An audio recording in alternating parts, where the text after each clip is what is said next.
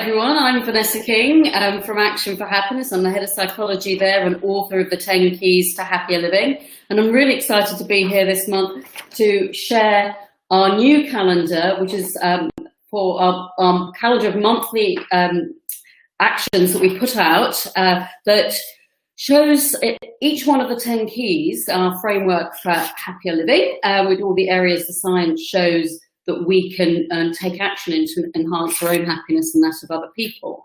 And this month, we're focusing on the emotions, looking for what's good.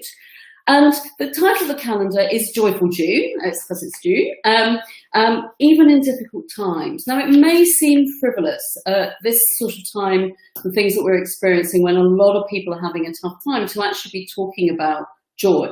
But actually the science shows when we even just like tiny moments, experience tiny moments of pleasant emotions like joy, it doesn't just feel good, but it actually does us good and helps us cope with difficult times, helps us be better at problem solving and seeing more options and thinking flexibly and those things. And it's really also important to think about and actively focus on finding what's good and finding joy, because our minds actually very naturally focus on what's wrong. And there's all sorts of evolutionary psychology reasons for doing that.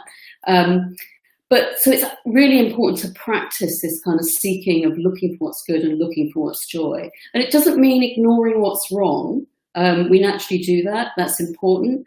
We need to deal with those things, but it's also about finding what's right. So we're going to share 3 tips with you today that will help you with the calendar. So the first is actually noticing what's been good in your day. Now, there's a classic positive psychology experiment, which many of you may have tried, just writing down 3 good things each night and reflecting back on your day. But there's also one that I really like, which comes from a clinical psychologist called Dr. Maria Cirrhosis, who deals with people who are in really challenging situations at the end of life, etc. And she said, even on the worst days, there's a best moment. So at the end of each of your day is reflect back what was the best moment from today, even if it was a tough day. So I love that. Look for the best moment in each day. Even on the worst days, there's a good moment. So that's looking back. The second is, I think is really important, especially at times when we know a lot of other people are struggling, that when we experience joy, we might actually feel a little bit guilty about that. We shouldn't be doing that when people are having a tough time.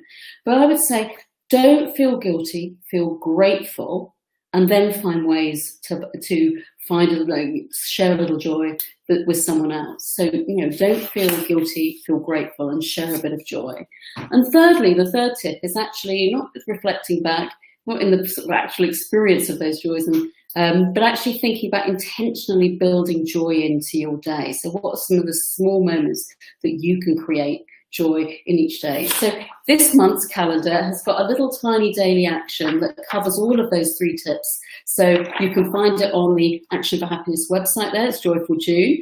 It's available not just in English, but 25 other different languages. Amazing. Translated by volunteers. So from Arabic to Welsh, there's a version there for you. So we'd love you to put in the comments something that a best moment from your day today, or something you feel grateful for. We'd love to see those things. And we'd love you to share this video, share the calendar, and help people find a little bit of joy in these days, because that's going to help us all, each of us and all of us, get through. So thanks very much. It's been a pleasure to talk to you. And thanks from me, Vanessa King, and from all of the Action for Happiness team.